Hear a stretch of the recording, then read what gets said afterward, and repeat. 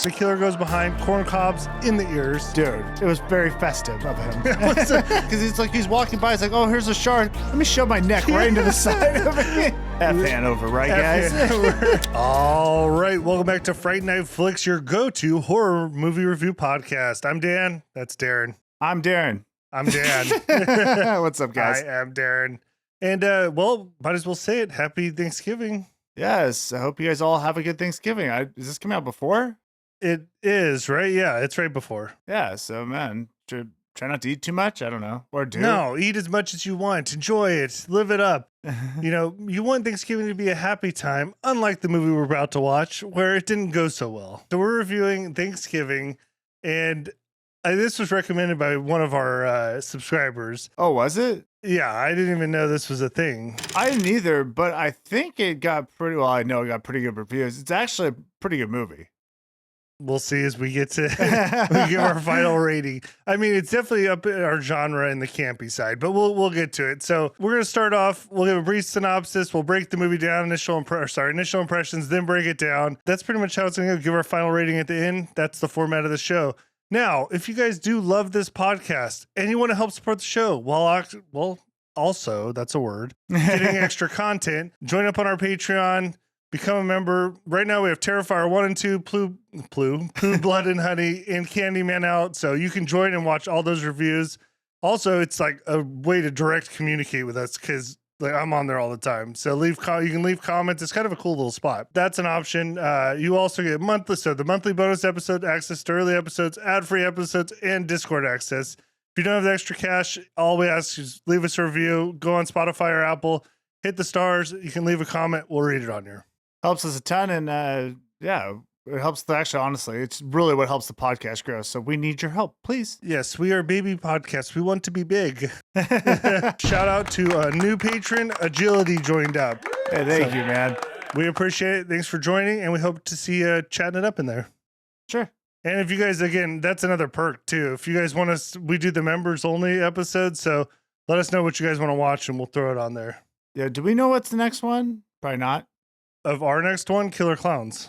Oh, no. That's not for Patreon. Yeah, we'll have to talk. Well, we'll just take some feedback and... hey, I put a poll. I put a thing up there for anybody. You guys right now can join for free, and you can respond to it if there's a movie you want us to review on Patreon. Oh, cool. Let's get into the movie. It is called Thanksgiving, and after a Black Friday riot ends in tragedy, a mysterious Thanksgiving-inspired killer terrorizes Plymouth, the birthplace of the infamous holiday. Oh, I guess that would be the birthplace, huh? Yeah, it's Plymouth, Massachusetts. That makes sense why Thanksgiving was such a big deal in this little town. It was, and it was a big deal. I don't know. We'll get into it. The director's Eli Roth, writers Jeff Randall and Eli Roth, stars Patrick Dempsey. You know who he's from? Yeah, isn't that a Grey's Anatomy? No, he's from one of those soap opera things or whatever it is. Is it a soap opera? I don't know. Sure. I don't even know. I don't think you said the right one, though. I had to look it up before, but it went in and out of my head. I know he was on one of those shows. Yeah. They're Ty Olson, Gina Gershon, and really, to be honest, the only one I recognized is Tim Dillon. That's what I was going to say. Tim Dillon was a security guard. Played it well. I actually liked it. I wish we saw more of him. Honestly, my favorite character. Yeah, absolutely. I thought he was really funny in this. No, he was good. All right, I'm not even going to quiz Darren on Tomato Meter because he already saw it. Critics gave it an 84. Surprisingly, audience a 79. Actually, I'm surprised by both of these. Personally. You thought they both were high? Thought they're a little high. Yeah, because it's a horror movie and it's kind of goofy. I just don't feel like these kind of movies get good reviews most of the time. Well, I mean, it's all over the place. Yeah, but it's fun. Don't you think it was a fun ride? I love these type of movies. It's right up my alley. I'm just saying it was all over the place. Yeah, well, yeah, especially because you have to create the outline. Oh, in the first 20 minutes, and we're about to get to it, you meet like so many people. Yeah. And it's like so many arcs. I don't even understand. It took me a couple times watching through to figure out like, okay, who are these people? Yeah, we're going to get into the almost professional athlete arc, which was interesting. But there are so many characters. I'm like, wait, who is this person? Why are they even relevant to the story? And there's even sometimes these storylines where I'm like, why did that matter? And we'll talk about it. But as a whole, I thought this movie was really fun. Yeah, it's definitely a fun ride. There's definitely they have fun kills. I thought there's some really interesting kind of they're comical almost. The trampoline. Yeah, that was a good one. The trampoline. There's a bunch of different ones that I'm like, okay, I enjoyed that. Well, and this is perfect for me because I don't like too much gore. It's not too gory. It's not honestly really focused on the kills. It's not a scary movie. Would you say you were scared at all? No, never. I just thought it was fun. And I thought there was like funny parts in it. And I just enjoyed watching. I watched it 2 times. And the second time I almost liked it more. Well, there's definitely like interesting characters. Like McCarty, I think it's McCarty. Oh, yeah, that was a weird one. McCarty likes to party. Can I also say high school, college, are they in both? They're in high school, I believe. Dude, even the second time watching, I'm like, okay, I'm trying to look for keys. Like, this is high school, right? It is. But some of them aren't. Well, we'll get because the only reason I know because I was confused because they act like college kids. Well, and there is definitely a blurry line on dating. Yeah. And the ages. Well, I think we had at some point maybe a senior dating a freshman. And we'll get into it. Okay, I don't know about a senior freshman dating. I've thought a lot about this. We'll talk about the baseball player. That's the one I'm more concerned with. That's what I'm saying. Well, he's not a senior. Oh, you mean while they're in college? Okay. I'll explain. I've thought a lot about this. But no, I think this movie's a blast. Yeah. Okay, let's just get into it because I actually want to break this down because it's fun. All right. The movie starts out Plymouth, Massachusetts. It's Thanksgiving. We're going to meet a couple of families. So the whole movie, I'm gonna have to do some summarizing because there's so much that happens. It's all centered around Rite Aid, which is Rite Aid. That's a store. That's not the one. Right Mart, which is actually it's Walmart, but they call it Right Mart in this movie. And that's where an event takes place that changes everybody's lives, right? Yeah, and this whole thing is also centered around the madness of Black Friday. We all know how crazy it gets, how people are obsessed over these stupid deals that really don't matter. Correct, but this isn't Black Friday. It wasn't? This is Thanksgiving. Like they started earlier. Oh yeah. So they pushed it earlier, which is just to make the guy a dick who runs the whole thing. So okay, we meet 2 families right off the bat, and this was very confusing. This is hilarious you said that because there's 2 different family dinners going on. The first watch through, I thought it was the same dinner table. Well, you would say that because there really is no reason to meet one family other than the ending. Until you get to the ending, you don't understand why you even met the beginning of this other family. Well, I don't want to. We'll try to keep it real as we go, but here we'll get into it, and then I'll explain why I think there's a different reason. Okay, so we meet Jessica, who's going to be the main character. Her family is one of the first ones we meet. Her father's Thomas, who owns the Right Mart, and Jessica's in high school. Jessica's in high school. Father owns Right Mart. He looks like Mr. Potato Head with a mustache. Well, Mr. Potato Head does have a mustache. He can. It depends if you want to put it on or not. Her mom passed away. I don't think they ever gave a backstory on that. They didn't. But she does have a locket that says mom with her picture. Yes, very sweet. Now Kathleen is taking her place and she's annoying. Jessica doesn't like her. She is annoying. Yeah, she's just like the stepmom. Doesn't seem very nice. Yeah, so Thomas owns Right Mart. Kathleen's his fiance. Nope. Try again.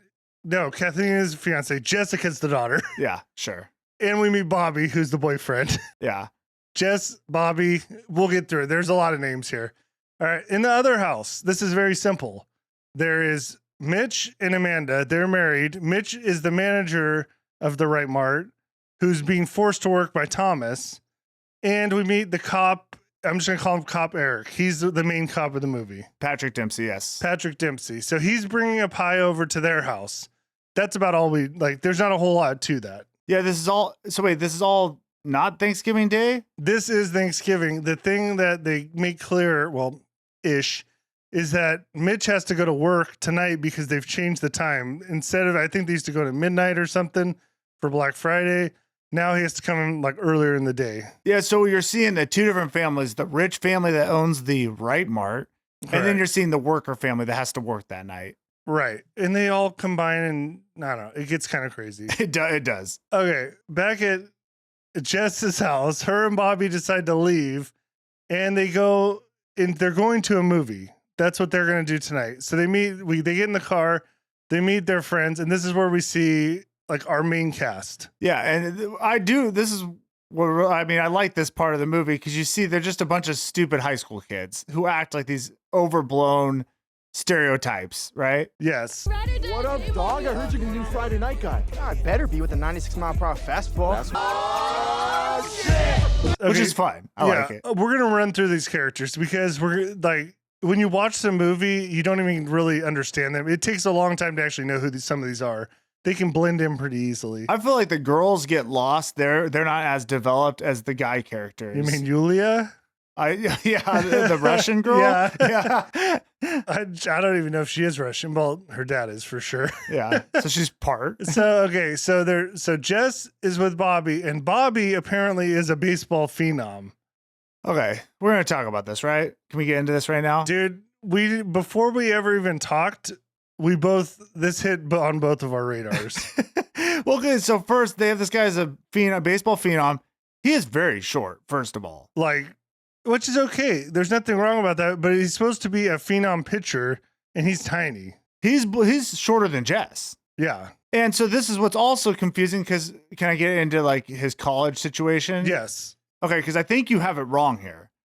So they talk about, there's references like when he's leaving, Jess's dad talks about his baseball or his pitching, right? Bobby, I want to hear about that 19 strikeout game against UCLA when you get back. Deal, Thomas. And so he's like blowing up in the college scene, right?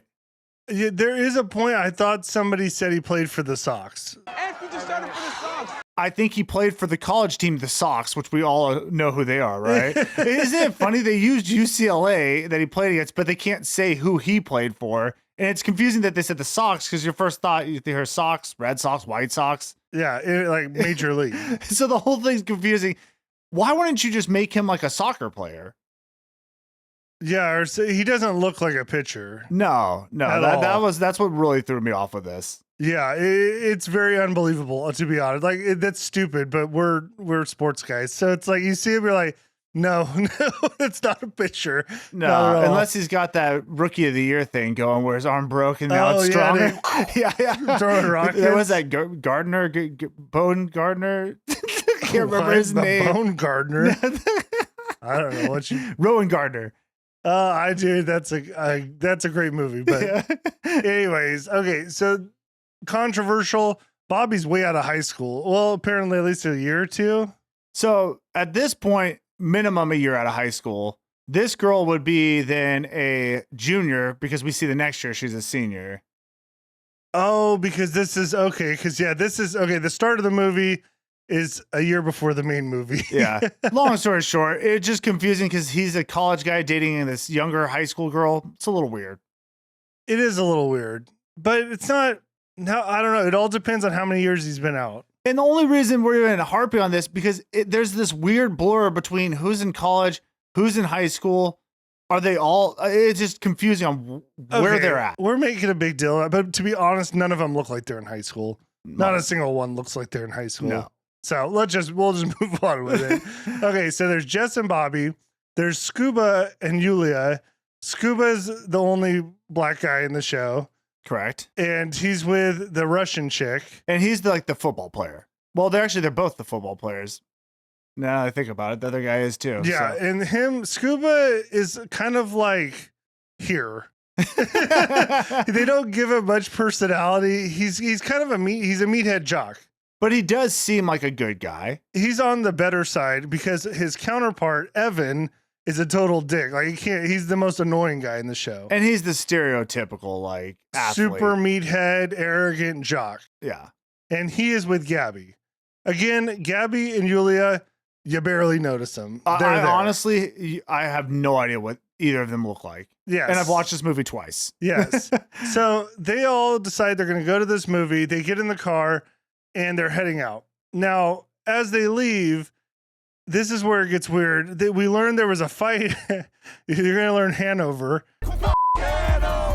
Hanover, right, guys? We learned there was a fight that took place between Evan and Hanover in which he broke his phone or something. But the Hanover thing comes in later. There's a few scenes with Hanover. So he decides as they're driving to the movie, hey, there's a giant mob of people at this Right Mart. I think I want to go get a phone there. Oh, you know what's hilarious? I didn't even realize that's why they went there.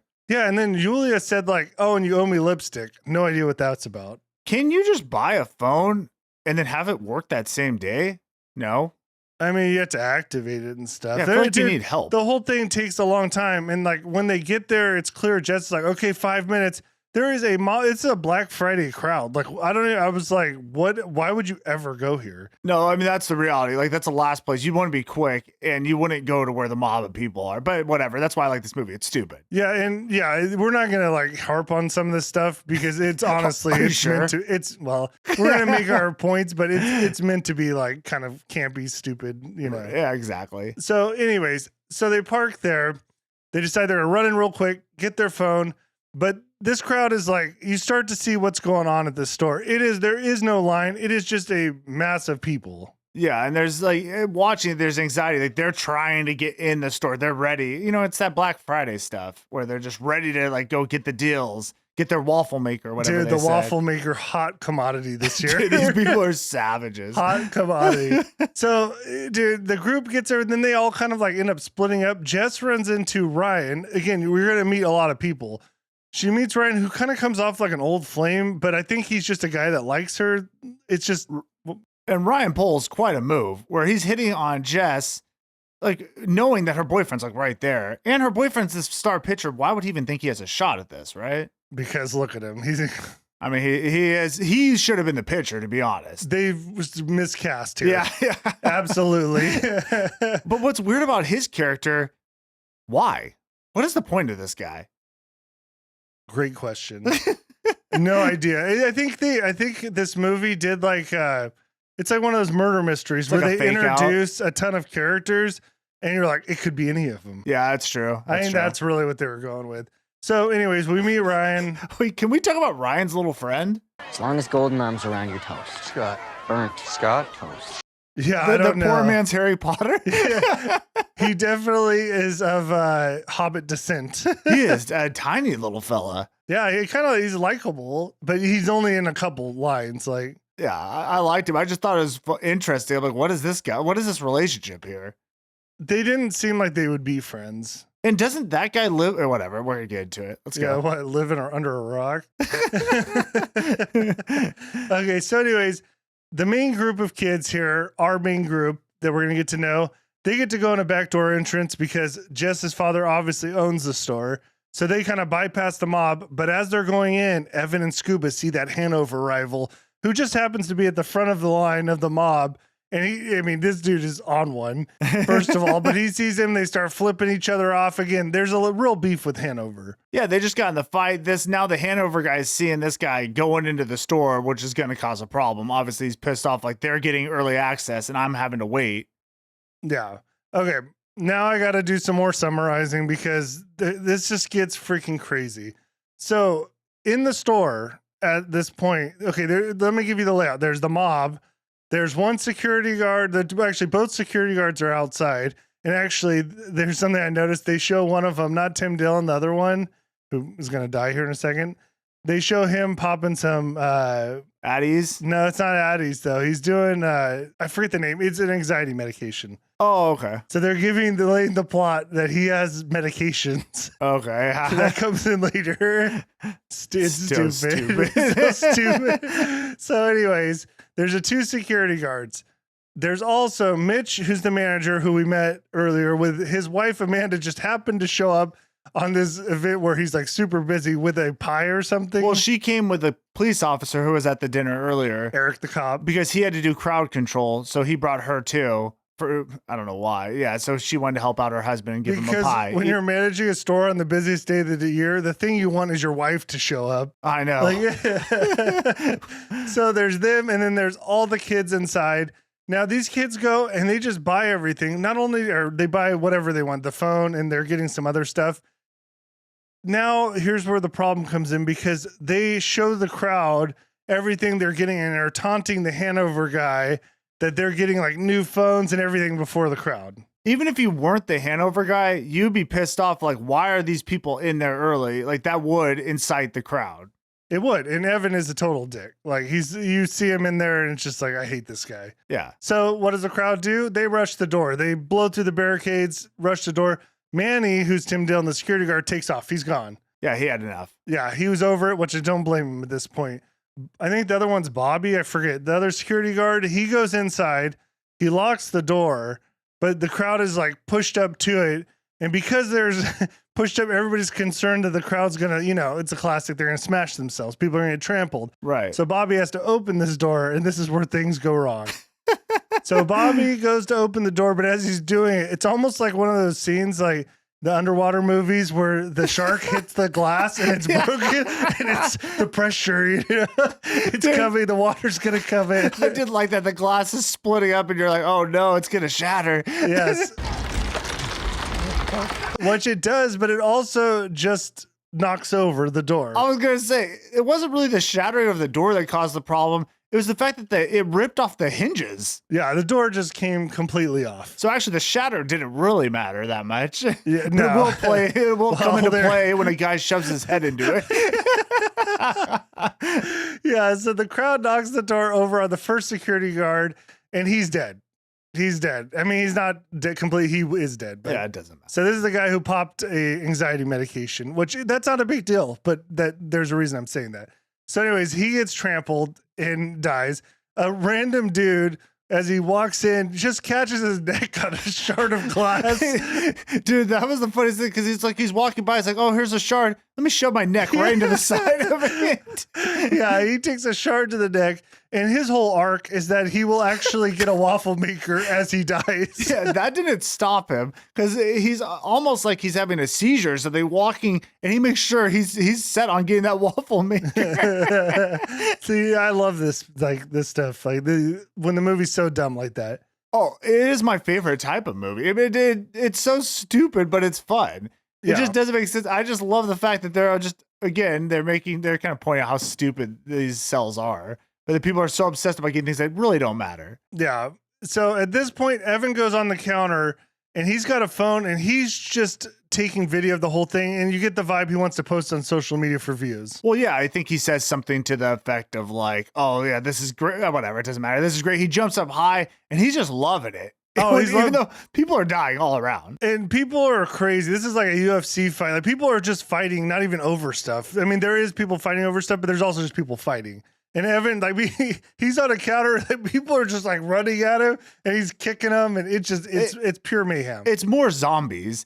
Well, it is more zombie. Yeah. What I like too is this group of kids, the main group of kids were in the store. They saw everyone rushing and they were concerned. Well, instead of like, what would you do? You probably move away to the back of the store. I'd be out the back. No, they just hunkered down in the front and waited.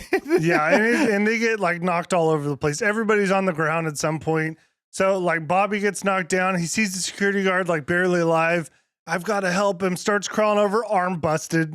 I mean, dude, that's on him. Why are you crawling with your arms out when people are running? Just get off the ground. What are you, like a snake? Yeah. Like, get up. Yeah, there aren't shots being fired. You don't have to army crawl that. No. And the most important of the kill takes place here as well.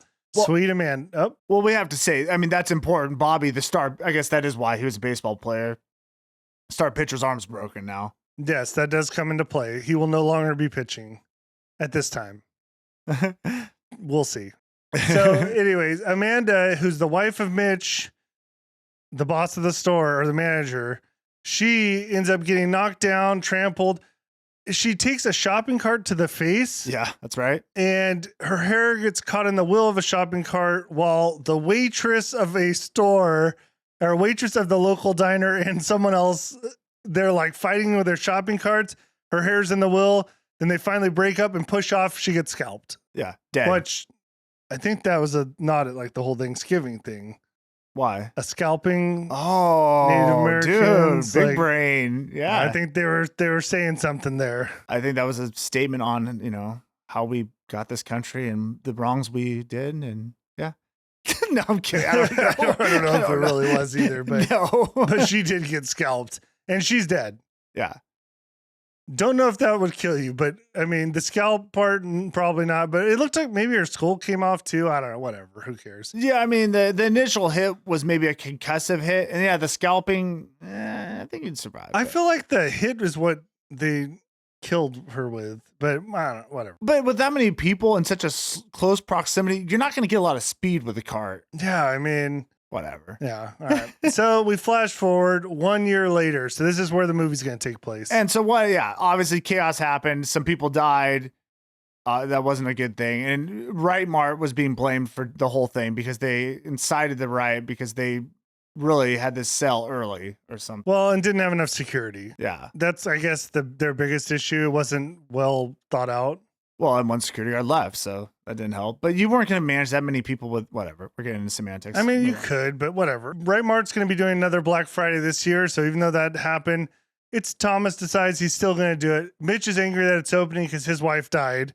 So they're giving you pieces of like people. There's people that are upset. They show you Thomas. They make you dislike a lot. Very unlikable guy. That's the guy who actually owns the entire Right Mart. And you can tell he's doing like PR stuff to make himself look good and the store look good. Yeah, he's given scholarships out, but he still has not changed his ways or learned that maybe he shouldn't have this Black Friday or whatever we're calling it sell again. He's just going to repeat the same process. Yeah, it doesn't seem too concerned that happened. Bobby is also MIA. Bobby's gone. Bobby, pitcher, broke his arm, disappeared. So yeah, so really they're building like the whole time you're thinking, okay, who's going to be the killer? We all know there's going to be a killer. You're trying to piece it together. Is it Mitch? His wife died. Is it Bobby? He disappeared. Is it the weird guy who was hitting on Bobby's girlfriend? Because we don't even know why he was in here. Who apparently likes the Heddies. We'll get to it. We meet a new sheriff who comes into town, which I thought this guy was going to have like a place in the... Again, I'm telling you, they introduce crazy... It jumps from scene to scene with new people constantly. So this new sheriff, LaBelle, comes into town. And he meets with Eric. So you see Eric's still around. He's like the main cop. And we get introduced to the John Carver mask, who I thought was going to have like a much bigger place in this movie, this mask, because they allude that like everyone will be wearing it. And I saw maybe 5 people wear this mask in the movie. Well, the killer's wearing it, right? The killer will be wearing the John Carver mask, but they kind of had it like, this is like what everybody wears this holiday. Yeah. Like who dresses up on Halloween like that? Nobody. Or not Halloween, sorry, Thanksgiving. Wait, here's another thing. I don't want to point out my intelligence here. Who is John Carver? Oh, funny you should ask. He's one of the pilgrims who made the Mayflower voyage in 1620, which resulted in the creation of Plymouth colony in America. Dang, right off the top of your head. Just thought of that. I actually didn't set him up. I was really thinking the whole time. I'm like, who is John Carver? Well, you do know it's the giant Highlander. No, I see it. Yeah. I have a giant note where I looked it up because I'm like, I don't even know who John Carver is.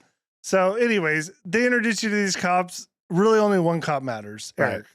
Right. They'll introduce us to detectives and everything. None of it really matters. Okay, so the friend group now, we got Evan, Gabby, Jessica, Scuba, and Yulia. And we learned that they're all being targeted in these strange social media posts where the guy so this was really confusing, okay? Because there's a YouTube video that gets posted and it looks like it's under Evan's account. And it's of the event. So it's actually seems like a well-edited video of where the destruction that's going on, like, and it's the recording he did, it looks like, right? But they've added in effects and like text and stuff. Like, I thought that was him who did that. I don't think it was him. I think this was staged, but it looked like it was Evan's account. Oh, that's weird. And at the end, it was like, subscribe. It was very confusing because that looked like it was Evan that posted it, and he seemed to clearly want to post that. Yeah, I would say that would make sense. It was him because he wanted to get the film of it happening. But in the conversation, and he gets mad and runs off, and Gabby's like, Evan, we know you didn't post that. Because he was like, other people took videos too. Weird. I don't know. It was confusing because it seemed like he'd be the total guy that would do that. Yeah. So whatever, but there's somebody else, I think, who's like posting this stuff, and he's tagging them all to kind of torment them of like what happened. Kind of like, I know what you did last summer vibes. Yeah, someone's upset about the event that transpired the year before. Correct. Yes. And so this will come into play. There's going to be a dinner table with all their names on these little, what are they called? Placards? Not placards. Placeholders? Yeah. Where they have each one of their names at the table. We'll get to the table later. So, all right. They're all here. They're getting tagged. They're getting nervous about it. They're getting upset. They meet at the diner, and we meet Jacob. I don't even know why I put Jacob in here, but he's part of McCarty. Him and McCarty are like buddies. I just like these characters. Wait, is that the little kid? That's the one he's a high school kid who's handing out flyers for McCarty, who McCarty's way out of high school. But But that's the same kid I was saying we saw earlier. That's a different kid. That's not the same kid? I don't think so, dude. Oh, that's crazy because they look similar. No, they don't actually. Really? Not at all. You have to see Wow. them. They don't look at all the same. I'm lost, dude. So Jacob, don't even worry about that name. Him and McCarty. McCarty's the old guy who graduated from high school, but his big like claim to fame is he sells alcohol to high school kids. I wouldn't sell guns to kids. I'm selling alcohol. Yeah, his dad owns a gun store too. That'll also come into play. Yeah, But he's like the burnout, right? he's a burnout, but apparently we were supposed to like him or something. I liked him. I mean, I liked his character, but like he seems to have a more of a connection with the cast or our main group, but they don't really like explain any of that. no. So whatever. So he's throwing the McCarty party. That kid's handing out flyers. We find out Evan. They just give you more backstory to make you hate Evan because he pays this kid and like kind of calls him a nerd and stuff to write papers for him because he's a stupid jock. Anyways, I think his line is, "I can't write papers and play football at the same time." It's a fact. I've been there. Yeah. And then you see Bobby. You see Bobby walk out of the diner. Like you catch a glimpse of him. So you see Bobby is not dead. No, and he's around, but no Well, one knows. I never thought he was dead. Gone. Disappeared. yeah. Whatever. Who cares? So they get tagged. They get tagged in another post, and this is actually where we see the table and the names, where it's going to come into play. All their names around a big Thanksgiving feast, and I think it says the table is set or something. Yeah. So at this point, they're all kind of confused. Like, why are we being tagged in this Thanksgiving post, and who is doing this? Right. And now we see how much things have changed because while they're at the diner, Ryan arrives, and Ryan is with Jessica now. The group themselves don't like Ryan until he shows up and drops his big old dick on the table because he's got tickets to the Steelers-Pats game. You could watch it with me on the 50-yard line. Dude, he's bottom over, man. Yeah, you solid guys, move. Dude, it's a move. These guys, it's so stupid. Like he drops tickets to the game, 50-yard line. He was so proud of himself too. Dude, it's just, it's interesting. The dynamics, it's just stupid. It's funny, but whatever. And at the same time, they allude throughout this movie. Jess will see guys. I guess there is a guy outside wearing a Carver mask. So I guess there are, but I think it is just the killer, maybe. I think so. I don't know. I don't know. The whole time they're trying to mislead you to think it's other people. So it's really kind of hard to tell. We do get to meet the killer though. He's in a den and he's sharpening knives, and you can tell he's been obsessing over this incident since it happened. Well, and he's getting ready to set the dinner table, one might say. Yeah, I think the first guest is about to arrive. I think so. Back at the diner, the kids leave, whatever. Waitress is closing up. Now, the first time you watch this, you might not even put this together. This waitress was the one from the movie who was at the front of the gates with the Hanover kid. She was acting a fool. Also ripped off. She had something to do with the ripping off of Amanda's head. She was acting wild at the big Right Mart incident. One would also say no remorse over it. No, but you see her personality too. She's just kind of like a bitter waitress. You actually have to wait your turn here. I mean, it's kind of like a stereotype of like the burned out waitress, you know? Yeah. So anyway, she's closing up the diner when she sees a Carver mask. Again, it's nighttime, store's closed, or diner's closed. She picks up the Carver mask, goes to the back room, gets grabbed by the killer, dunked in a sink, which gets her wet, then thrown into a freezer where she sticks. You know what I mean? Has to get off the freezer because he's about to chop her up. So she has to rip off her face and part of her hand to get off the freezer. Which was disgusting. Yeah. She escapes and ends up hiding in a closet. And now this whole part was kind of weird, but whatever. She goes in the closet. She tries to use her phone, but her hand's all jacked. She can't use the phone, which again, there's used the other hand. And there's blood all over the phone too. And it tries to recognize her face, but it can't because I assume because she's all ripped up, maybe. Yeah, I guess. Or blood on the phone. I don't know. Yeah, apparently there was a landline next to her. I read that in the goof. I'm not doing that whole section this one because like campy movies like this, I feel like it's stupid to point out that stuff. Yeah. But apparently there was a landline right there too. But who knows how to use that? Well, right? yeah, and she was safe in this room, and she decides to leave. So that's what it is. Like she was, and she didn't wait very long at all. No, it was like 1 minute. Like, okay, I think he's gone. You know what I'll say? So our first look, actually, let's talk about the killer real quick because that's our first look at him. He's got like the pilgrim hat. He's got the Carver mask, and he's in pilgrim outfit, right? Mm-hmm. All black, whatever. One thing, a couple things stand out. One, he looks small. Yeah. And that was probably by design. but he looks small. Second thing, I like the way he swings the axe. I respect it. Yeah. Oh, and did we say where that axe came from? Which may make you think he's a baseball player. That's exactly what I thought the whole time. Like, dude, this guy's got a swing on him. Did I say what? Did we talk about where he got the axe from? Not that it really matters, but they destroyed that. Oh, it was from the historical side. I think I skipped over it. It doesn't really Where matter. they're doing the commercial or the whole site got destroyed, whatever. And there was an axe taken, so that's what he's using. Yes. Okay, so the waitress now, she's in the closet, Carver's there, but he leaves. So she goes outside, tries to make it to her car. As she gets close, the lights turn on. Carver's in the car. She runs because if you're getting chased, you got to jump in a dumpster. Well, you got to get off the ground. That's the first place that goes, inside the dumpster. So she jumps in, doesn't quite make it all the way in though. Gets a half hanging out. Carver rams the dumpster, and this is amazing because she gets cut instantly in half and her body turns to like spaghetti. So I watched this because I was confused on how she got cut in half.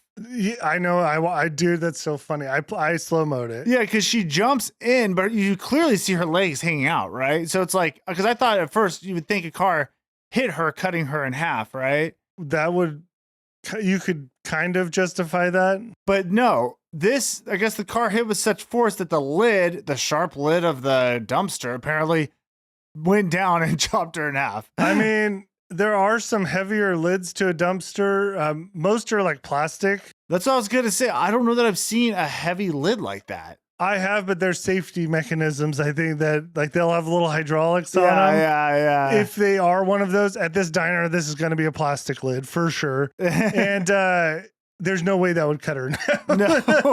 No. But it happened. And that's not even the craziest thing because this killer's not done. He hangs her legs on top of the star at the Right Mart. Yeah, bold move. I would say it's a risky move for a killer. And also, logistically, I don't know how he did that. You would have to get the body on top of the roof. So, couple options. You could have ladders. I don't think he has access to a ladder to get to the top of the roof. Maybe there's an outside ladder you could climb up. Sometimes they have those.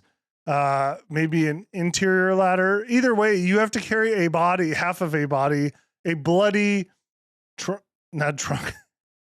That's the top. It's missing that.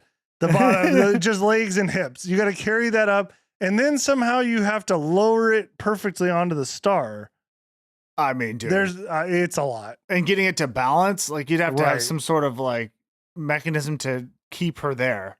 Some duct Right. tape, maybe. I don't know. I don't know. Either way, it's a chore. So that happened. Now, at the high school, the group gets tagged. They're all back together. It's the next day. They get tagged in this death. Like somebody took a picture of it, the killer did, and he tagged them all in it. So they see now that this killer is taking out people. Right. And so now there's really a sense that they might be in trouble. Someone's coming for them. Yeah. Thomas don't care though. He's still leaving the store open at this point. Okay. The kids go to the police station. Again, there's so many parts of this movie where I'm like, it doesn't matter, but I'm just going to say it. Sure. They go to the police station. They talk to the cops, whatever. Jess leaves. And then this is where her and Bobby run into each other. Bobby now works at a towing company. He's a tow truck driver. Well, I think it's his uncle's towing company. But yeah, so they haven't even talked in a year, and now they just happen to run into each other. And Bobby just happens to be coming back right now. Yeah. Which coincidence, is odd. huh? Yeah. Well, he didn't really leave. I guess they just didn't see each other for a year. I know it's unclear where he's been. And it doesn't even seem like they really care that much, like either of them, that they were dating or anything. No, they're just like, well, whatever. Hi. Yeah. So Bobby does apologizing for ghosting because he was worried, like he was angry at her because he initially, when they got out of the car on that Black Friday or whatever it was day, he initially said, "Hey, do you mind if I stay at the car?" That was the setting for him to be upset about this. Yeah, and so he kind of blamed her for his arm getting broken. Right. Which it was but it was more like the stupid friend group than her, but I don't know, whatever. Yeah. So we learned that the footage from that night, all the security cams at the Right Mart all got scrubbed by Kathleen because she was worried about the public image. So this is Thomas's wife, Jess's mother. Stepmom. Well, not a mom yet. Step fiance. I don't know what that's called. Are they're engaged? They're engaged, I believe. Oh, okay. Whatever. Yeah. So she scrubbed all the footage, but it just so happens that in Thomas's office at home, he happens to have a backup system files of all the security cams that last approximately 1 year. And yeah, that date is coming up quickly. Rapidly approaching. And yes, so why he has that, I have no idea. The redundant system at the home. Yeah, I know. And what did you think? Again, this is stupid. We're nitpicking, but she would know that, and she probably scrubbed that as well. But all right. Does it even matter that they even had the backups? Did that even play a role in any of this? No. It actually doesn't matter at all. I guess to pick out the people who did wrong that night. I don't know, because nobody really got in trouble for Amanda's murder. Because she did. Who's the main girl? What's her, Jess? She did go and get some images or something, right? Yeah, and she was pointing out, I think, key players. We're gonna get there. Some key players in it, but it doesn't matter. Like, I don't know. Nobody gets in trouble for it, so it is what it is. I would say they do get in trouble in a different way. With death. With death. That's what it is. So we learn about that footage. That'll come into play here in a second. So Jess wants to go and find this footage. At the same time, Ryan walks up. Now, Bobby has no idea that they're together now. So this is where Bobby realizes something's changed. Yes, that's true. I think he says that something's changed here. So he goes into the police station, talks to the cops. Now we see again, Jess and Ryan are together. Bobby's kind of on the outs. Whatever. That actually, in no way during this did I actually get the feeling Bobby wanted to be with Jess. Like they weren't even really acting like that. He didn't even seem that upset. And it's just, again, the whole storyline with this new Ryan guy, I don't know why he's even around. I can't say any more than that. No. So we see the security guard, Tim Dillon, is on the killer's wall. I'm just saying that because we're about to go to Tim Dillon's house. Okay. So basically everybody who did wrong at that night is on this wall. All Tim Dillon did, he left his security post. There's nothing he could have done anyways in this movie because the crowd already rushed the door. But he did blatantly say, like, I'm out of here. Which I don't blame him. So he's at his house and he's about to leave the country. He's like rushing to leave too. I don't know why. Maybe we're supposed to think, maybe he's nervous that people are dying. I think so, but so far one person died. Yeah. And I don't know that they've connected it to that night yet, but maybe they did. Who knows? Either we'll go way, with it. He senses something's wrong. He's trying to find his passport. He can't find it. Goes into his room, sees the closet cracked open, nothing. Walks into his living room where he finds a Carver mask on the couch. He knows someone's in the house. So I did like this part because he goes and he's in the living room. He's just funny, dude. And he sees his cat is sitting in the kitchen and he calls his cat. He's like, hey, where is he? Where is he? The cat actually looks to the right, like pointing he's in the kitchen. And he's like, oh, thanks. Dewey, where is he? Where is he? Tell Daddy where he is, Dewey. See that way? And then he gets stabbed in the stomach with a turkey carver. The cat doesn't know. The cat's not talking to him. Well, that was hilarious. Like you said, the cat betrays him. That's what it felt like. It's like the cat's like over here, but the cat knew the whole time that's not where the killer was. This is why, again, cats are evil. You can never trust a cat. They lick the butter. Steal your breath. Yeah. If you know, then if you know about that. Yeah. So anyways, yeah. So he gets stabbed in the stomach with a turkey baster. And then the killer does like a pretty wild move. It's like, it reminded me of the game Manhunt I've been playing, but he throws a wire over his neck and then does like a turn. And with his back turned to Tim Dillon, does like a overhead chop, pulls it tight and his head pops off. That actually I thought was cool. It was an athletic kill is what I would call it. It was impressive. It was against some ninja stuff right there. Yeah, that was a cool kill. Yeah. So anyways, then the killer feeds the cat. Kind of reminded me of like Art a little bit. I know. I thought the same thing. You see, the killer's not all that bad. No, he's just taking care of the people who didn't do what they should have done that night. Yeah, he's just on like a little vengeance run. We all do that, you know, in our own ways. Yeah. Yes. All right. So we see the killer takes Manny's placard. Manny's Tim Dillon, the security guard. Takes his placard off the table and puts his head on the plate. And we see the waitress's her upper body is now at the table as well. So the table's being set. Yeah, and you said he posts this and sends it to the kids so the kids can see. And I think they realize too their names are at the table as well. So someone's coming for him. Yeah, he's going to bring them all to the table. All right.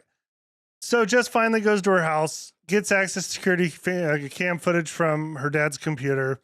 Now, here's where it gets interesting because she sees that Ryan knew the other security guard. This is her boyfriend. So Ryan, the new boyfriend, she sees in the footage that the security guard who died, Ryan is going up to him and he's talking to him. And they're hugging. They do like a little bro hug. Yeah, they're buddies. Can I ask a very important question? Yeah. Why did any of this matter? Because I was seriously watching this and I'm like, okay, he knew the security guard and that seems like they're acting like that's a big deal. They'll talk about it here and shortly. Why did that matter at all? Not only why did it matter, it also immediately made everybody think he was the killer. And again, why? Apparently, he didn't reveal this in his initial police investigation, which none of these other people would know. I don't know why that matters that he knew someone. That guy that happened to be trampled, why would that matter? No idea. Yeah, there was nothing bad that happened from him knowing the security guard. He didn't get early access. He did not. Yeah, I have no clue. There's, I don't see a reason that it matters. That was like an important plot point that just, I've watched this twice. I couldn't connect the dots on this one. Yeah. And dude, I don't know. But so the main group gets together, right? I almost wonder if there was something that got cut that would have made this make sense. Maybe they had different versions. Maybe I don't want to give away the ending. But see, it's like because they immediately think Ryan is the killer, but this is all before anything happened. So why would him knowing that guy? So maybe they think he knew him and he was friends with him and he's mad that he died. Would that be the only? Oh, I guess that would be some sort of motive. Yeah. But it wasn't even clear how well he knew him. Yeah. Okay. Well, we'll get to the bottom of that whole thing because Ryan will explain their relationship as we go. But anyways, the kids all get together and this is where Jess kind of reveals this that, hey, I saw Ryan on the security cam. Again, like it's a big deal that he knew this guy.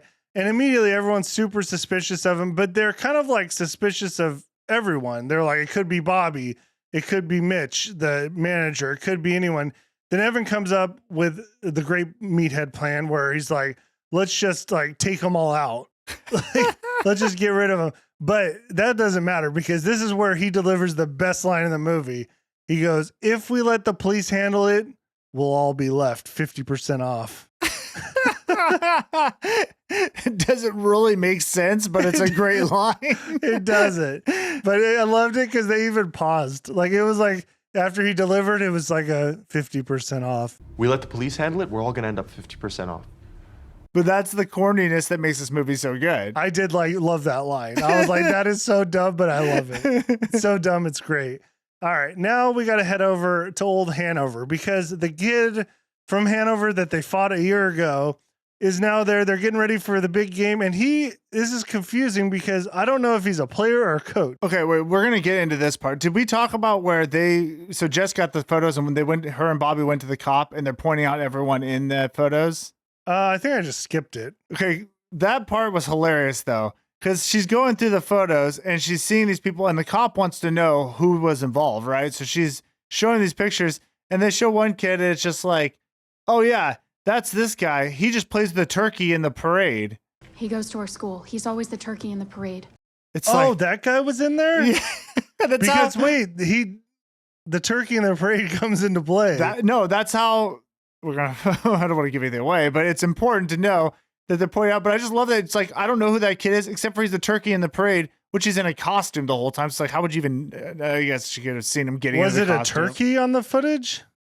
No, but she knows the kid's picture and just says, that's the kid who plays the turkey in the parade. I was wondering why the turkey got it the way he did. Well, and then I recognized the Hanover kids. They're like, oh yeah, that kid I think plays football or whatever for Hanover. And that's his girlfriend. She must be a cheerleader. She's probably a cheerleader. Of course, right? Well, she happens to be, I guess. They were correct. Yeah. So anyways, now we're at Hanover. Okay. And you're right. Okay, so I've played football, many levels. And I've never seen this, what I've seen here, where a kid is actually holding the weight training practice, I guess you want to call it, the weight training session. Is he a kid though, or is he a coach now? In It's one a year. year? I don't think you can be a coach a year after high school. It does. It's confusing. Not only that, here's what would never happen. An open window working out where the cheerleaders are actually practicing right in front of the people lifting weights. Oh, that's a recipe for disaster. That's trouble. Yeah. No one's lifting weights. Come on. Yeah. So anyways, this Hanover guy, the cheerleader comes over and is like, hey, I want to talk to you. And she's going to put on a private trampoline session for him. Because we all know there's just open trampolines in high schools. Not only, it's like, so she pulls him into this back room, dark, into a gymnasium where there is just a giant trampoline. With a light that is focused on the trampoline. Yeah, that's like all that's in this room is a trampoline. So he sits down to watch the show as she's jumping around, showing the ass a little bit, right? Yeah, of course. It's respectable. It looks great. Also, there was something that did bother me that this is kind of weird, but you know, when cheerleaders wear that stuff, usually they have like a, yeah, it's like it's not a onesie. I don't know. They have something how it works. over covering, right? Yeah, like their underside, like they have. Well, I think she took it off. Did she? I think I focused on this scene a lot too. just for you guys. I think while she was jumping, she took it off. I think it's pretty clear. Any cheerleaders out there? It seemed like it would be very hard to do it mid jump. Yeah, actually, yeah, that would be. I don't know. I don't know how that works. Well, you could imagine taking off a door mid jump. Yeah, but I don't think I feel like it's connected or something. Maybe I'm just making this up. Have you ever seen it? I don't think there's a connection. I don't know. I guess I just don't know enough about it. So anyway, she's jumping. While she's jumping, the killer sneaks up behind the Hanover dude, breaks his neck. Solid. And then it comes to one of my favorite kills, maybe my favorite kill of the movie. Well, it's not even a full kill, but it's close. Yeah. While she's jumping, the killer sticks a knife through the trampoline. So as she jumps, she lands on the knife. Then she bounces up again. Then he sticks it in another spot. She keeps bouncing on the knife. Yeah, so the killer barely got under and just sticking that knife up. That was pretty good. I did like it. I was like, that's unique. Yeah, that was an absolutely solid kill. I actually liked that whole scene. It was so stupid. Some great shots, you know what I'm saying? And great kill. So after the brutal murders, we learned that the Plymouth high school football game has been canceled. Okay, again, I played football, so this part did make me laugh because they're all like outside of the school. I'm just like, they act as if they were just going to play. Kids they got their helmets on. Why would they be just standing right out there? It was really weird. It was like a crowd. It was just like random people. It was like they took people that should be at a game and they're just standing in front of the school. Yeah, and my thought is like, okay, maybe they were traveling to the next location because sometimes you would stand out in front of the school, but it's like you wouldn't have the fans all there just waiting. It's cornball. So whatever. They didn't really even explain either why it got canceled, but I took it as from the Hanover thing. I think because people are getting killed. Also part of it, yes. So anyways, and I did notice they had the small numbers on the jersey.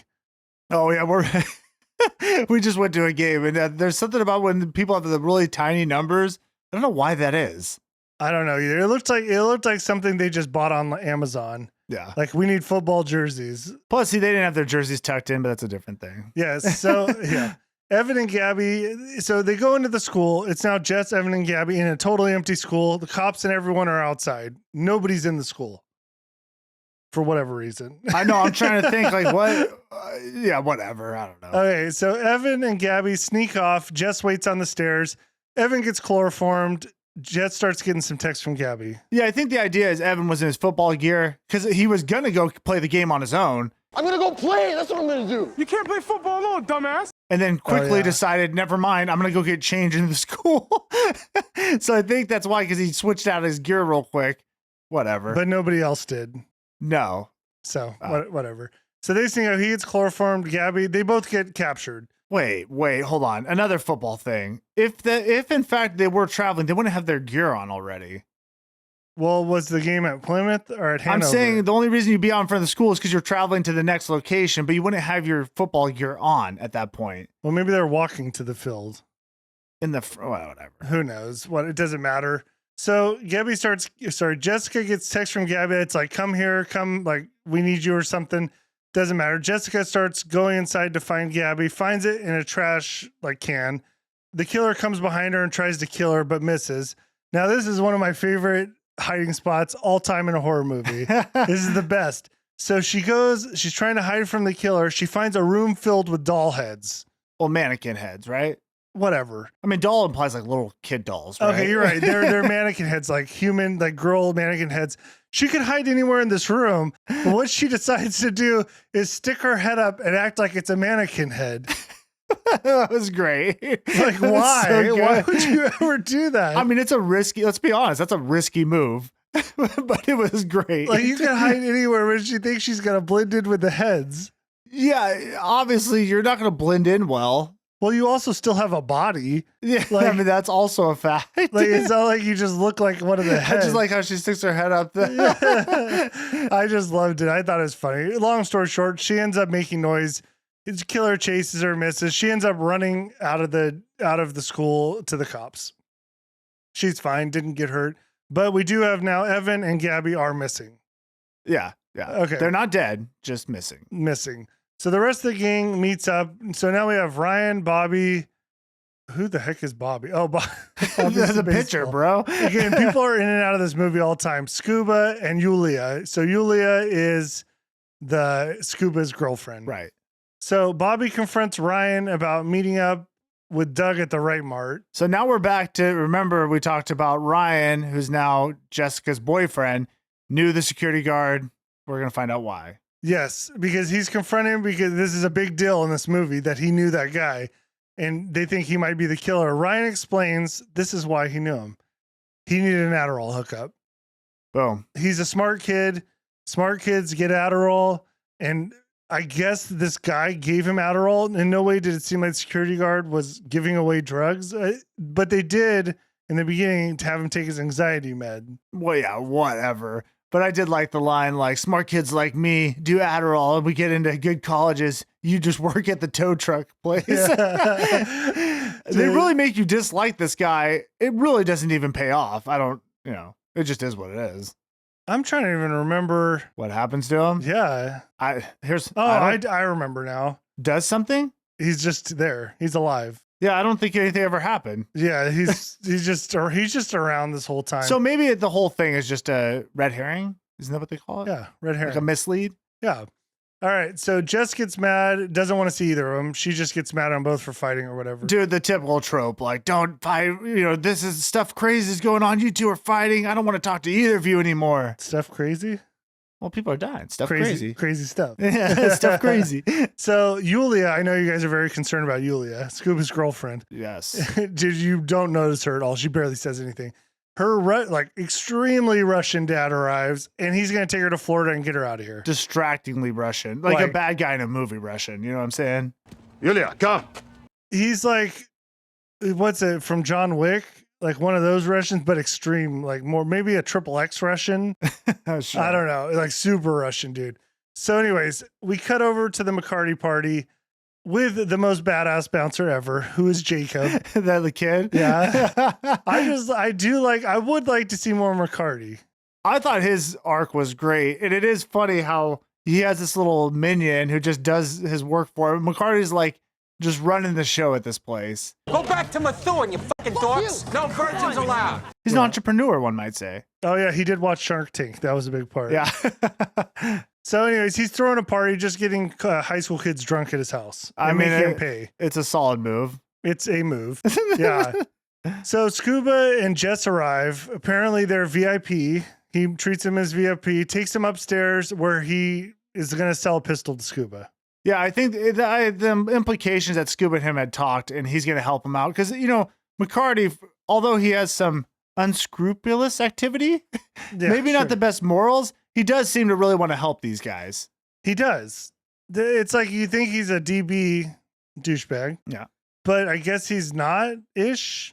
No, I don't know. He just likes to party. Yeah. McCarty party. And make money. All right. So back with Yulia. She's at her house with her Russian father. And a cop's there now as well. Don't know why he was there. Yeah, that's a good point. I think that because people are dying, I assume maybe the dad wanted someone to help guard them. I guess he doesn't do a good job because the cop gets shot in the back of the head. He's dead, but it's like a silent shot. Nobody knows. Was it a shot or were they tranks? Oh, that's a good point because he does trank people later. So maybe maybe he got tranked. I thought it was tranks because they really had nothing to do with the Thanksgiving thing. I don't remember if there was blood on the floor. I'm not sure. I thought he died though, but maybe it was a trank. Anyways, the cop gets tranked. Then the Russian dad gets tranked or killed, shot. Either way, Yulia's on her own. She FaceTimes Scuba and Jess. And at that same time, the killer goes behind, corn cobs in the ears. Dude. Let me rephrase. The corn cob holders, those little, I don't know what they're called. Corn cob holders, I think is yeah, what the they little are. tiny spikes, shoved into her ears. I mean, that was great. It was very festive of him. I did like that. It's so dumb. But anyways, now the killer waves to them on FaceTime, and Yulia's got these things in her ear. She's on the ground. Jess and Scuba drive all the way over to Yulia's house where they find Carver holding a knife to Yulia's throat. He shows them a live feed from the dinner table where Gabby and Evan are now tied up.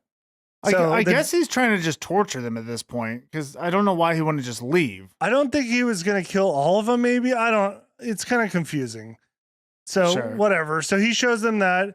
And then Scuba decides he's going to be John Wick here, pulls out the gun, tries to shoot him, but the safety's on. Also like a tough shot. Like again, he's holding a knife to Yulia's throat.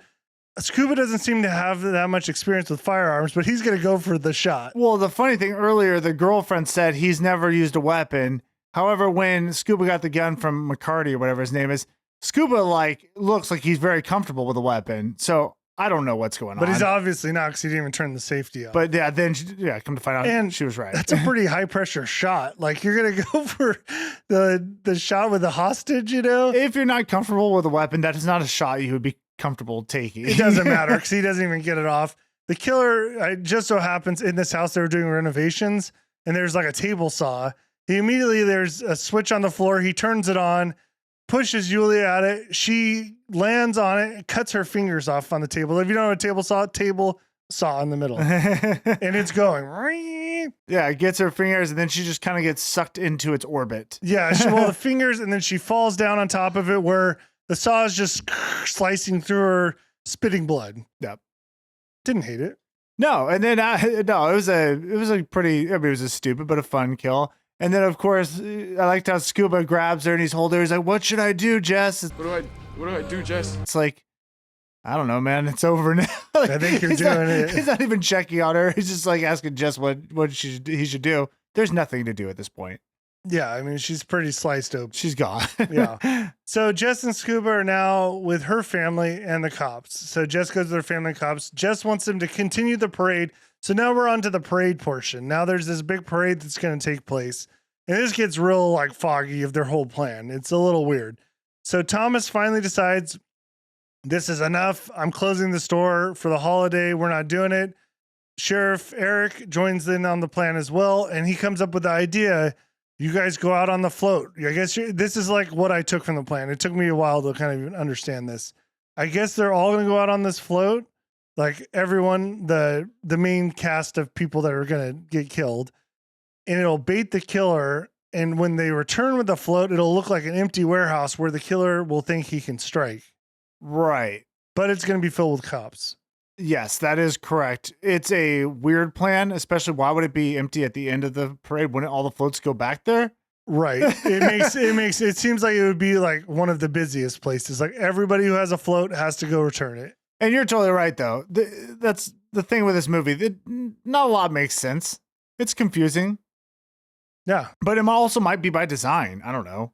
Yeah. Dude, it's crazy. So this parade, this is a very strange parade. First of all, we got Jess, Scuba, Thomas, Kathleen. They're all dressed up as pilgrims.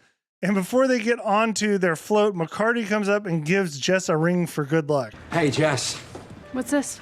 Oh, it's my dad's ring from Iraq. He said it kept him alive. If you want, wear it for good luck. Again, I don't understand his connection to these kids.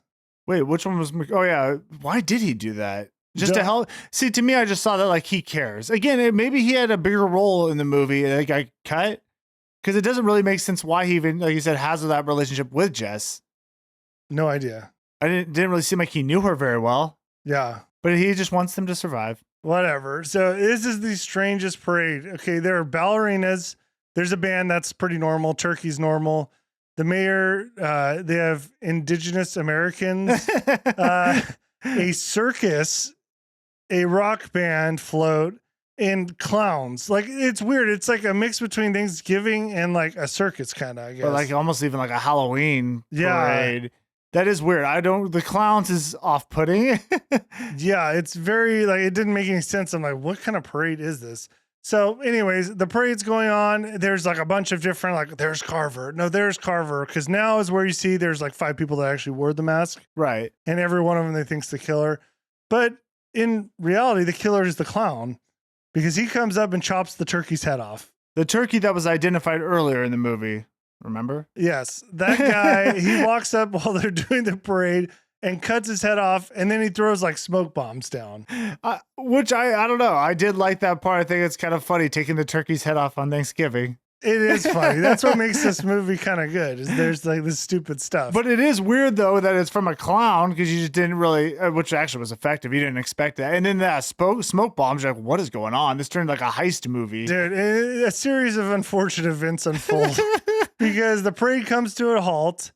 The clown knocks over a guy on still, or a stilt clown or something falls over, which causes like the big Mayflower ship to move or something, where the bow of it breaks through a window into Grandpa's head. Yeah, Grandpa driving a vehicle with little kids next to him. That's what they call him. Grandpa gets the front of the ship, like there's like the piece of wood off the front, through his head, and it's just spurting blood onto his grandchildren as they're sitting there. And they just keep saying, Grandpa, Grandpa. As blood is just... It was brutal. I actually kind of like that. It's like that. Of course you did. You're sick, So dude. ridiculous. So the new sheriff, so the kids everyone runs into the police car. The new sheriff, not Eric, the other one, is going to take him out of there. He gets shot with a tranq. The clown gets in the car. Now he has all of them. Yep. So not a great plan, let's say, right? No, no. So Kathleen wakes up to find herself basted like a turkey. So Kathleen's the stepmom or step fiance mom, whatever, to Jessica. Yes. So Thomas's wife. Which is funny though, because when I watched this, I'm like, I didn't even know who I was watching. Yeah, I guess because the killer knows, we're not gonna give it away, that she scrubbed the footage, I guess. Now she's being hit. I think the killer would know that. I guess. Whatever. Anyway, she's being basted, like set up like a turkey, and you do see a massive oven that'll come into play. So we go through this series where Kathleen hides under a table. She finds someone's body under there. I don't even know. I couldn't even tell who it was. Hides behind a door, then hides behind the stairs, then in the loft, ending up in the killer's lair, where there's like a lot of equipment, a boarded up window. Oh, there's a kid in a refrigerator. She grabs a wine bottle. I'm just running through this. Like, well, totally run through, absolutely, because it doesn't matter. But the funny thing is, like, someone's in the refrigerator, and again, it was one of the girls. I'm like, I don't even know who that is. I think it was the cheerleader, I guess. The one who got stabbed? Yeah, I don't think she died. Whatever. She ends up escaping out of the house, so you think, until a pitchfork catches her in the back. Good throw. That was like some Friday the 13th, like threw a pitchfork, caught her in the back. Again, the killer, I like the way he swings and he can hold a weapon. He's very capable. Yeah, yeah. So she gets hit in the back, and then she gets burned alive in the oven. Not only that, they had that little thing in here that they put in the turkeys when it's done. It pops probe. up. Yeah, that was a good touch. Yes, she is going to be the main course for tonight. So the killer then launches a live stream at the dinner table. All right, we have a live stream. We have all the kids there. He unveils the main course, which is Kathleen, it was funny because he had her kind of tied up like a turkey. Well, that was hilarious because the legs were bound together. And even the way she's sitting there, she's like kind of roasted in her arms. She looks like a turkey. Yeah, I mean, it's disgusting, but it's kind of funny.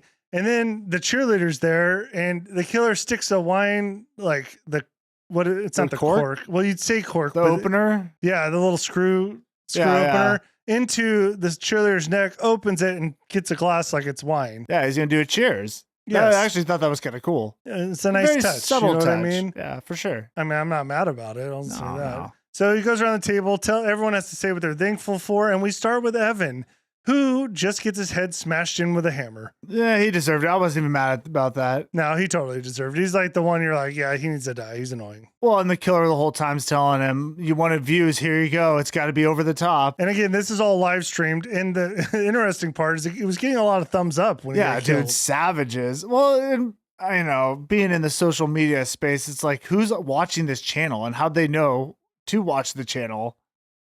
Having said that, if that did happen, it probably would be getting a lot of views. As long as people saw it. Oh, you're right. As long as they knew where to look. You know what I'm saying? I feel like it would start like people would be sharing it all over the place. Dude, that's the sick part. It probably would. Oh, it totally would. Don't do that though. For sure don't. Yeah, so he explains why they're all still alive. The dead ones were just greedy. They not only got into the store early, but they taunted everyone to show how special they are. So he's mad about the whole event. Yeah, and maybe that is the case, is that he's punishing the ones who really deserve to be punished first, because there were some that were worse than others. Like these kids, most of them didn't do anything that bad. They just went in the store early. They weren't trying to brag. It was that one guy who got just hammered. Evan. He was really the bad one out of the group. Yeah. So and apparently Scuba's girlfriend. She got the there. saw, dude. Well, I think that was just like, that just happened because they came. Yeah. Like he had to get away. He didn't really, well, he did turn it on. Well, and he waited for them too, but we don't need to get into it. All right. So now the killer decides he's going to serve up a little bit of dinner, and he cuts off a piece of Kathleen's thigh in order to make Thomas eat it. And it looks like turkey meat. It kind of does, right? It's gross, but it's kind of so stupid that it's funny. So at the same time, Jess and Scuba end up freeing themselves from their restraints. They attack the killer, end up getting free, and we realize they're at the Carter house. Like this is the historical Carter house, right? Yeah, where the Right Mart commercial was going to be filmed. They got vandalized.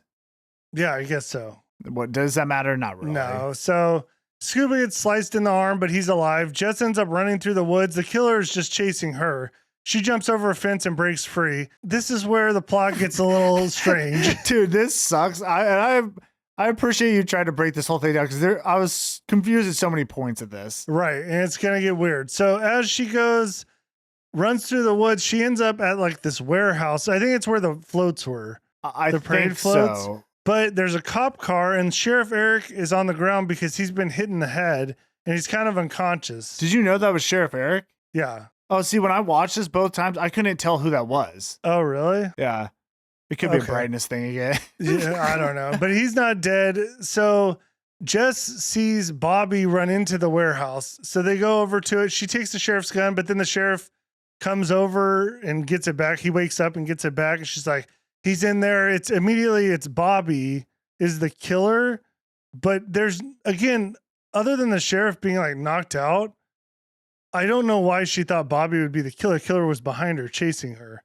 Well, yeah, not only that way, because you saw Bobby and then you see him move, but then all of a sudden, didn't you see the killer? Because you saw him turn and it was the killer had the mask on. Did he have a mask on? I'll have to play it again for you guys, because I don't remember, because I was confused. Then all of a sudden, the sheriff's behind her. I don't know what the heck happened. Yeah, this part got real weird. Anyways, the sheriff goes in and just like fires his weapon. He thinks he shot him, but he like lost him. I don't know. So at this point, it's Bobby's the killer, I guess you're supposed to think.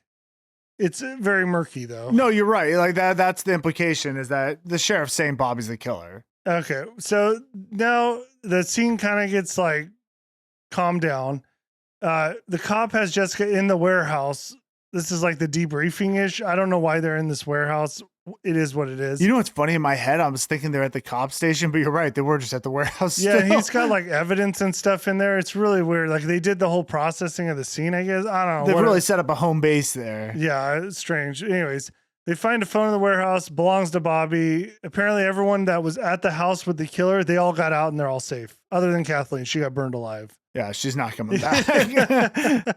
So this says it's dying down here. We think Bobby's the killer. The sheriff's there with her alone.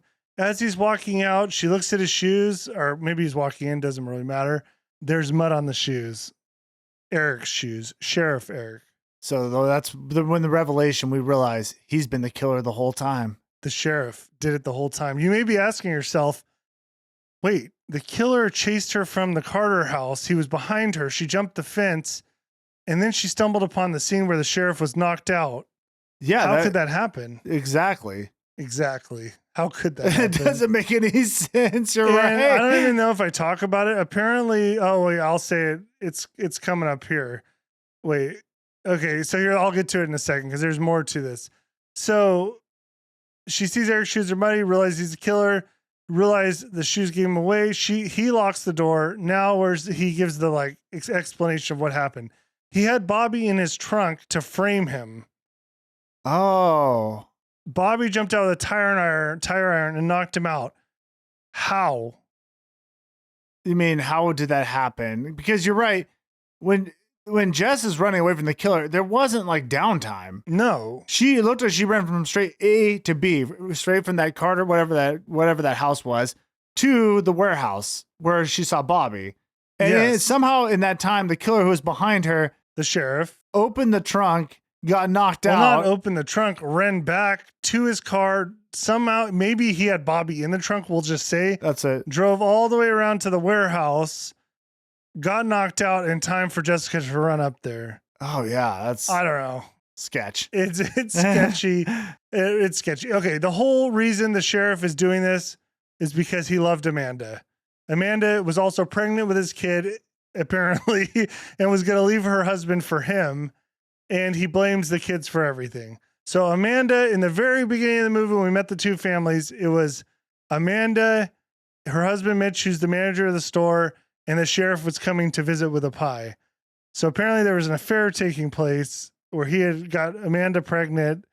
That's the whole reason for this. Which is funny because it's like, if she liked her husband, why is she bringing him pie you know what I'm saying? That's a cold-hearted move. Yeah. With the guy she's cheating on him with? Dude. So that is the whole reason for all this happening. There was someone he loved and his child were killed. She has a plot twist here where she shows him while he admits to all this, she's been live streaming the whole time. And it's also getting lots of likes. Kids in their goddamn phones. You know what I mean? Yes. So now she's in fear of her life. The sheriff's going to kill her. Bobby comes to save the day. He throws like a brick through the window and hits him or something. Dude, that's the funniest thing because I couldn't even tell what happened. Oh, I think it was a hammer. I have written a hammer. I don't even know how you saw that. Yeah, hammer came through the window. Okay, Bobby and Jess hide. Sheriff is doing his Jack Nicholson or Nicholas impression Shining. He's got his axe just acting crazy, you know? Yeah. We should review that movie as well. Oh, dude, yeah, for sure. Yes. One of my favorites. So he delivers another great line of the movie. This is the sheriff. This year, there will be no leftovers. Which I thought a lot about this too. What does that mean? It means he's tying up all the loose ends. No leftovers this year. But everyone already got out. Yeah, there's a lot of leftovers. There's a ton of leftovers. Yeah. Yeah. So they try to escape in Bobby's tow truck. When Eric the sheriff wraps it, as they're driving away, he grabs the chain, wraps it around one of the freaking main structures of the building, which obviously now the truck can't get away.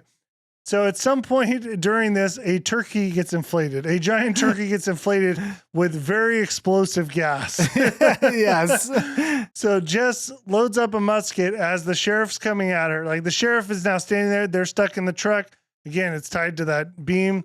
She sees the giant turkey. She loads up what is the gun? It's like an old school gun. Like a musket. Like a musket or something. Shoots the turkey, causing. Well, hold on. Oh. The most important part, she didn't have a bullet. Oh, she didn't have anything right. to put in the musket, so she used her bracelet, the one her mom gave her. That's right. She didn't. Symbology. Because she learned to use this on a commercial for the store as well. She learned to use the weapon, but yes, she didn't have a bullet, and she used the bracelet, which I don't think would work. Unconfirmed. Causes a massive explosion. Okay, well, that's the thing, too. So this turkey's filled with this gas. She shoots, and then it explodes from a distance. Would bullets cause an explosion when it hits with gas? No. Wouldn't you need the spark? Need a spark. And also, dude, they're not filling a turkey up with, some super explosive, flammable... I mean, come on. Okay. Whatever. It's the movie. It is what it is. So, boom. It's over, right? Right. We're good. The scene is dying down. Bobby gets into an ambulance. So we're starting to like tie up the end of the movie here. Bobby's getting to the ambulance. Ryan hugs Jessica. So we see again, Bobby and Jessica are not a thing. No, she's still with Ryan for some reason. I guess. Scooby, Gabby, and Scooby. He's ready to solve the mystery. Scuba, Gabby, and McCarty arrive. Again, McCarty's back with the friends. Dude, my favorite character. So we learned they're all safe. They're all happy. Now we see the scene. Now they have a bunch of firefighters who come up and like the chief or whatever's explained that everything was incinerated. Everything was incinerated. And there's a couple things that like bother me as I have a little expertise on this stuff. Yes. One, nothing looks like it was really burnt in there. Like it didn't look like there was some massive incineration. Like there's not ash or stuff in there. It's pretty clean. Fair. Also, the firefighters are walking up with masks on. There's no smoke in the air at all. You never wear a mask if there's no smoke. It's also not connected to anything. They're just wearing masks. That's really funny. I wouldn't even notice that. Yeah, they're wearing masks for absolutely no reason. Trust me, you would never do that. That's just dumb. Okay. As you're breathing air, you're not connected to a tank. So I mean, it does make sense to me as a non-firefighter. Yes, it didn't make any. Anyways, there was a couple of pet peeves that I was just like, this is kind of dumb, but whatever. See, I had my football stuff, you have your firefighter stuff. Yeah, it's true. Okay, so anyways, they explain at the end that no one could survive a blast like that. He's dead. The end scene, you cut to Jessica. She's laying in bed with Ryan. She thinks she hears something in the closet. We have the Sheriff Eric jump out on fire, and then she wakes up. That was just a dream. In the movie. Yeah, that was just the end. Yeah. So apparently, there's set up. There could be a part 2. No, I don't know that there ever will be, but I think you're led to believe he probably didn't die. No, I think he's dead. You think he did? Yeah, I think he's just gone. That was just a dream. I don't think the blast got him, but what do I know? Whatever. Anyways, let's get to our final score. I mean, dude, this thing was all over the freaking place. I'm going to think about it. I'm just going to go for a heart score here because it's obviously all over the place. It's kind of crazy, goofy, but that is such my style. I'm going to give it a 7.8. Okay. It was fun. I enjoyed it. I thought it was a great movie to watch. I'd rewatch it every Thanksgiving. No, but it was a good time. It'd be a fun movie to throw on with friends. What did you say? 7.8? Yeah. Wow. I'm going to go 6.3. Really? I like it too. I do like this movie. It just, the characters, there are so many characters and the plot is so all over the place. There's a lot of stuff that makes no sense in this movie. But that's kind of why it's good. I do like it. But overall, is it like a great movie? No, it's not, but it is a good movie. The thing that I can't stop thinking about is the stupid connection between Ryan and that security guard and how stupid that was. The Adderall hookup was so dumb. It just doesn't make sense. A lot of it was dumb, but there's some characters like I would have loved to see more Tim Dillon in it, more McCarty. Oh, it could have been better there. Maybe less of like jumping around and more like a little more characters. Like maybe have some time at the party. You know what I mean? Yeah, and maybe a little bit shorter of a movie. It didn't need to be. A lot of scenes weren't necessary, but again, I thought it was fun. Yeah, overall, it's definitely like, especially around Thanksgiving, it's worth a watch. I did enjoy it, and the second time I enjoyed it too.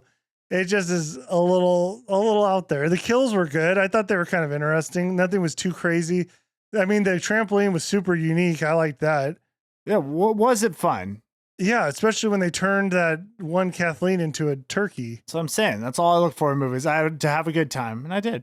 Yeah, so I would say if you're interested in campy, kind of stupid horror movies, watch it. You'll enjoy it. Yeah, you're not going to get scared, but you're going to have a good time. Yeah, for sure. So overall, that's what it is. Yeah, let us know what you think. Yeah. What are we doing next? Next movie we're going to be watching actually is surprisingly, we have not done this yet. We're going to be doing The Killer Clowns from Outer Space. Dude, classic. And it's another campy, great horror movie. Yes, right up our alley. One of our favorites. I'm actually just excited to watch it again. I don't even have to watch it. I know it from like heart almost by now. Dude, honestly, we really don't. We could literally sit here and probably do it. I know. Anyways, thank you guys all for the support. Hey, all our patrons, you guys are the best. You help us keep this thing rolling, and we appreciate it. Yes, thank you very much. So thank you all for listening, watching, leave reviews, like, comment, subscribe, do all that stuff, and we'll catch you on the next one. See ya. See ya.